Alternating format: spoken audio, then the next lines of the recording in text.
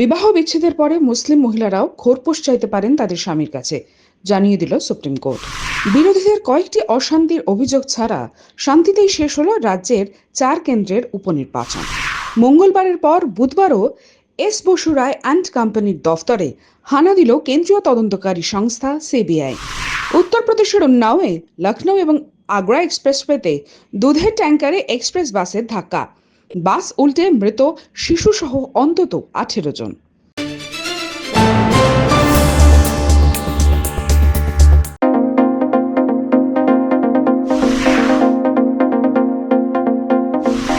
বিবাহ বিচ্ছেদের পরে মুসলিম মহিলারাও খোরপোশ চাইতে পারেন তাদের স্বামীর কাছে।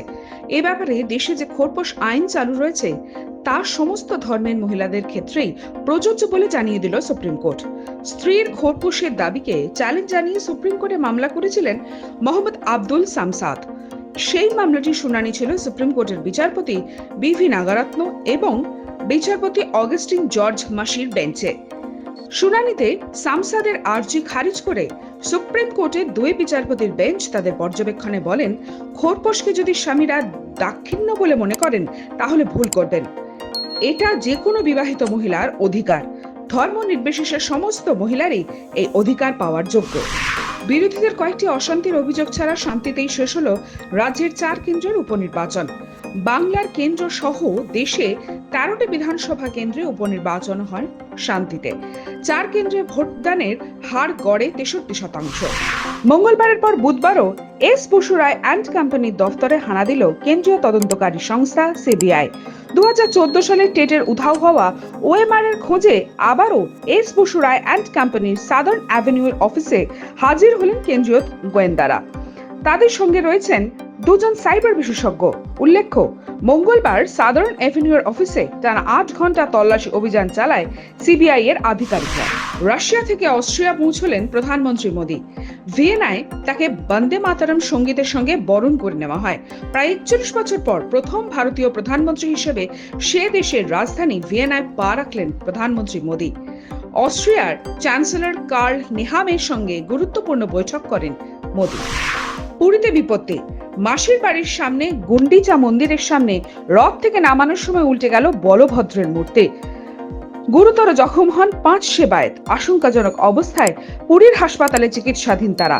এই ঘটনা ঘিরে আলোড়ন পুরীতে। জম্মু কাশ্মীরের কাঠুয়ায় সেনার কনভয় গ্রেনেড হামলার ঘটনায় পাকিস্তান যোগ রয়েছে বলেই সেনা সূত্রে দাবি করা হয়েছে। শুধু তাই নয়, সোমবারের হামলার ঘটনায় যে অস্ত্র ব্যবহার করা হয়েছিল সেগুলি আমেরিকাতে তৈরি।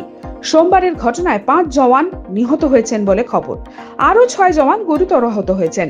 জঙ্গি হামলার ঘটনায় উত্তপ্ত উপত্যকা। সূত্রের খবর, পাকিস্তান থেকে সীমান্ত পেরিয়ে জঙ্গিরা জম্মু এবং কাশ্মীরে ঢুকেছিল। সেখানেই স্থানীয় সাহায্য পেয়েছে তারা।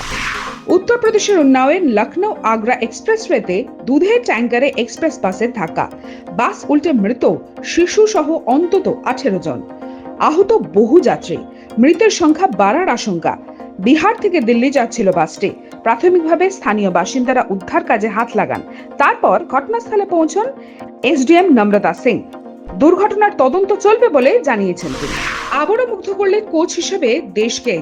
বিশ্বকাপ উপহার দেওয়া রাহুল দ্রাবিড়। বোর্ডের দেওয়া পুরস্কারের অর্ধেক টাকা ফিরিয়ে দিলেন তিনি। দ্রাবিড় পান 5 কোটি আর সহকারী 3 কোচ পান 2.5 কোটি টাকা। এই অসাম্য মেনে নিতে পারেনি ভারতের প্রাক্তন কোচ। তার ফিরিয়ে দেওয়া টাকা 4 জনের মধ্যে ভাগ করে দেওয়ার সিদ্ধান্ত নেয় বোর্ড। 4 কোচের প্রাপ্য টাকা হলো 3 কোটি 12 লাখ 50 হাজার টাকা।